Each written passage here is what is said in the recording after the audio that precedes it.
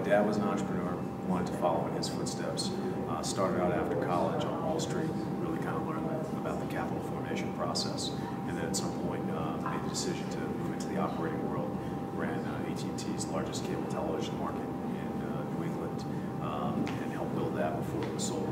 And then was asked to turn around a troubled company in Florida, which we turned around, took public, and sold pretty successfully. So I decided the time was right to kind of build a company on my own at this point. So just a quick question, how hard is it to literally take a company that's in bankruptcy and turn it around? You know, it definitely requires a good understanding of the business model, really kind of breaking the business into small pieces, building a team that can satisfy the needs of those pieces of the business. Of course, having systems that support your efforts, and then being appropriately financed. So, you know, there was a process, but there were a lot of good people that were a part of it. And while it was a lot of early mornings and late nights, it was all worth it, and you know, stick to it, and you can do it. So recently you took part in a filing of comments with the FCC regarding the impact that net neutrality regulations might have on minority entrepreneurs. Can you just take a second to describe the potential detriments of enhanced internet regulation on digital entrepreneurs? Yeah, well, you know, my focus was really on one particular issue, which is the non-discrimination clause.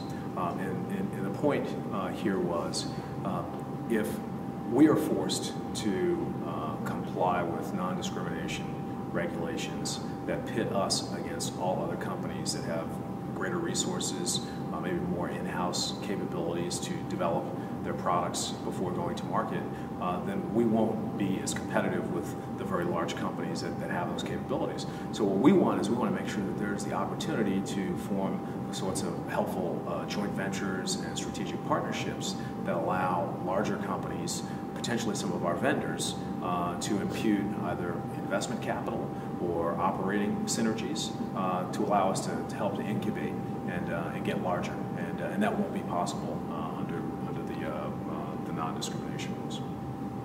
So what role should established communications companies play in supporting the efforts of minority digital entrepreneurs, in your opinion? Well, you know, listen, my view is that first you have to have the goods, okay? So you develop a good product, you provide a quality service, we need to have an audience, and we need to have a clear path to actually get to decision makers. And frequently, larger companies have, you know, many paths you have to go through, a lot of rubber stamps you have to go through in terms of your qualifications, and that needs to be streamlined. Okay, you have to be qualified, but we should streamline those processes, get clarity, and of course it's incumbent upon us as entrepreneurs to know specifically what the needs are of these companies, and make sure that we form our ideas and our products to satisfy those needs. But then we need to be given access to decision makers, okay, and we need follow-up. Right. And if nothing more, if something doesn't work, we need to get the appropriate feedback to let us know, well, what specifically about it was inappropriate, or didn't work, or didn't fit.